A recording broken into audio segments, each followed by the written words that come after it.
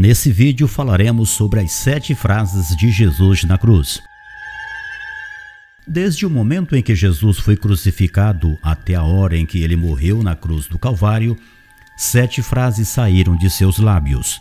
Foram palavras que tiveram um profundo significado no reino de Deus. Significado para o Pai que enviou o Filho, para o Filho que obedeceu à missão do Pai, para o inimigo da alma humana, Satanás, e para a própria humanidade, alvo do sacrifício de Jesus no Gólgota, como porta de escape para o homem pecador. Eu sou o pastor Deuromar Ribeiro e peço que se inscreva no canal. Acione o sino das notificações para que você seja avisado assim que eu postar um vídeo novo. Deixe o like e compartilhe a mensagem em seus grupos de Facebook e WhatsApp. A primeira frase foi voltada ao perdão. Lucas 23:34 registra o momento em que Jesus fala: Pai, perdoa-lhes, pois não sabem o que fazem. Mesmo nas horas mais difíceis de sua vida, Jesus continua a nos revelar o tamanho de seu amor por nós. Diante do sofrimento na cruz, ele continuou com a chama de seu amor acesa a orar para que o Pai perdoasse aqueles que estavam a lhe ferir. Isso nos mostra que devemos fazer o mesmo, orar por aqueles que sempre estão nos causando ferimento. No mesmo Evangelho de Lucas, capítulo 23, versículo 43, encontramos a seguinte frase do Mestre relacionada à salvação do que nele crê. E disse-lhe Jesus: Em verdade te digo que hoje estarás comigo no paraíso.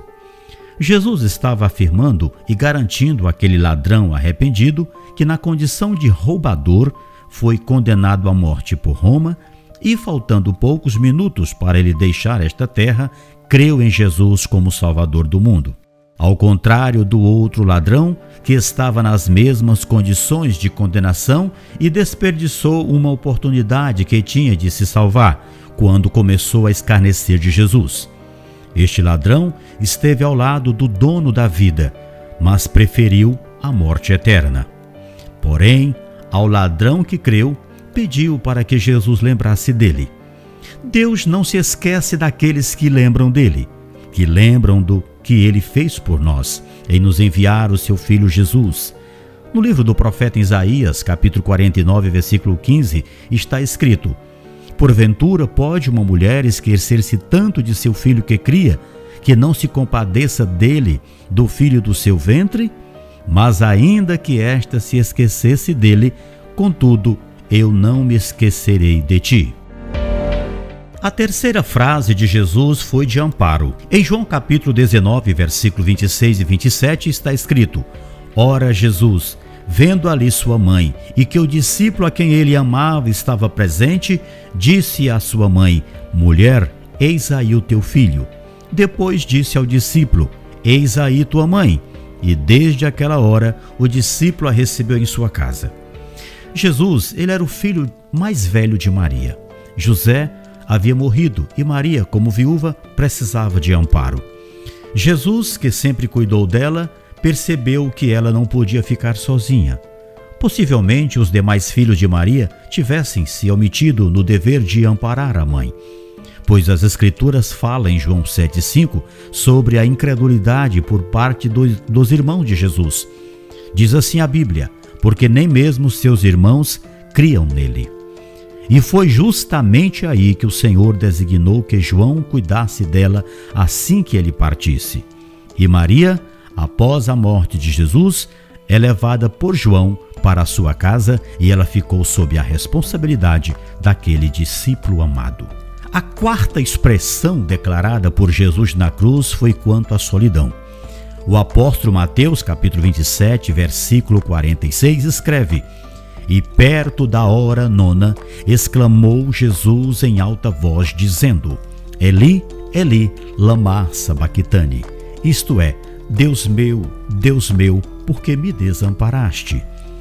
Esta frase faz parte do livro de Salmos 22:1, escrito e profetizado por Davi quando demonstrava o sentimento de abandono em resposta ao silêncio de Deus. Deus meu, por que me desamparaste? Por que te alongas do meu auxílio e das palavras do meu bramido? Deus meu, eu clamo de dia e tu não me ouves, de noite e não tenho sossego. Os discípulos de Jesus haviam sido por ele ensinados a chamar em suas orações Deus de Pai, mas lá na cruz ele o chamou de Deus. Isso aconteceu simplesmente porque o Messias estava na condição de maldito por causa dos nossos pecados. Conforme 2 Coríntios capítulo 5, versículo 21, está escrito: aquele que não conheceu o pecado, o fez pecado por nós, para que nele fôssemos feitos justiça de Deus. E ainda em Gálatas capítulo 3, versículo 13, diz as Escrituras: Cristo nos resgatou da maldição da lei, fazendo-se maldição por nós, porque está escrito: maldito todo aquele que for pendurado no madeiro. Usando as mesmas palavras proféticas de Davi, o clamor do nosso Salvador Jesus expressava a angústia que a sua alma sentia naquele instante. O seu sacrifício envolvia, além de humilhações, dor física diante dos chicotes, da coroa de espinhos e dos pregos encravados nas suas mãos e nos seus pés. Porém, a sua maior dor e o seu maior sofrimento era saber que estava separado do Pai e que não podia contar com a sua presença naquele momento de tão grande aflição. Sede é a quinta palavra proferida pelo Senhor. O registro bíblico se encontra no Evangelho de João, capítulo 19 e o versículo 28. Depois, sabendo Jesus que já todas as coisas estavam terminadas, para que a Escritura se cumprisse, disse: tenho sede. Diante desse cenário, fica patente a natureza humana de Jesus. Não era uma reclamação ou um pedido, mas uma afirmação clara de que ele era de carne e osso. Tinha fome e sede como todos os humanos. Ele passou por tudo isso calado, sem nada pedir, exceto por essa vez em que se manifestou a sua sede. Profeta Isaías 53:7 profetizou: ele foi oprimido e afligido, mas não abriu a sua boca. Como um cordeiro foi levado ao matadouro, e como ovelha muda perante os seus tosqueadores, assim ele não abriu a sua boca. Jesus, o Messias, se compadece de nós, pois ele conhece todas as nossas dores. Através dessa frase, aprendemos que Jesus tem sede em mim, em você, em todos nós. Sede para que a sua alma tenha o mais depressa possível um encontro com ele. A sexta frase de Jesus é a de missão cumprida, a missão que o Pai lhe entregou. A passagem bíblica se encontra no mesmo capítulo 19 de João, no versículo 30. E, quando Jesus tomou o vinagre, disse: está consumado, e inclinando a cabeça, entregou o Espírito. Por meio desta frase, está consumado, Jesus agora declara que a missão dele na terra, de morrer pela humanidade perdida, havia sido cumprida.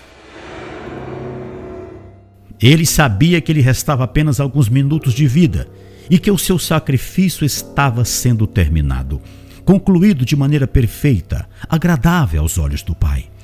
Em Isaías 53, versículo 10 e 11, a Bíblia declara que aprove Deus assim fazer quanto ao sacrifício de Jesus na cruz. Diz a Bíblia: todavia, ao Senhor agradou moê-lo, fazendo enfermar. Quando a sua alma se puser por expiação do pecado, verá a sua posteridade, prolongará os seus dias, e o bom prazer do Senhor prosperará na sua mão. Ele verá o fruto do trabalho da sua alma e ficará satisfeito. Com o seu conhecimento, o meu servo, o justo, justificará a muitos, porque as iniquidades deles levará sobre si. Já a última frase do Mestre na cruz foi a de segurança total do Espírito.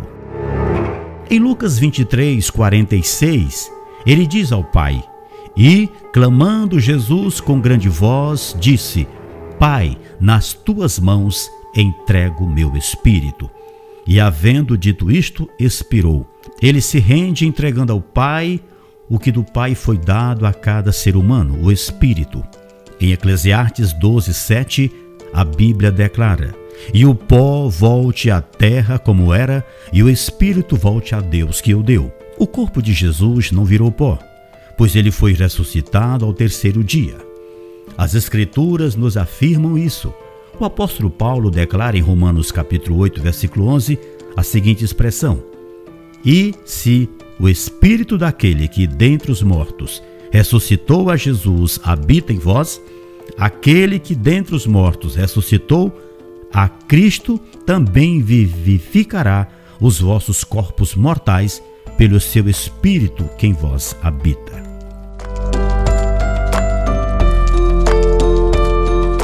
Durante o seu ministério, Jesus disse aos discípulos que, assim como aconteceu com o profeta Jonas, quando esteve no ventre do grande peixe, aconteceria com ele na terra. A passagem bíblica está em Mateus capítulo 12, versículo 40. Pois como Jonas esteve 3 dias e 3 noites no ventre da baleia, assim estará o Filho do Homem 3 dias e 3 noites no seio da terra. Já havia sido profetizado de que Jesus seria ressuscitado de entre os mortos, se tornando primícia dos que dormem em Cristo Jesus. Em 1 Coríntios, no capítulo 15, versículo 20, está escrito: Mas de fato Cristo ressuscitou dentre os mortos e foi feito as primícias dos que dormem. E tudo isso para que o nosso espírito, quando deixarmos este mundo, possa estar seguro com o Pai, ou junto ao Pai, o Pai da eternidade. Que Deus abençoe você e sua família, e até a próxima.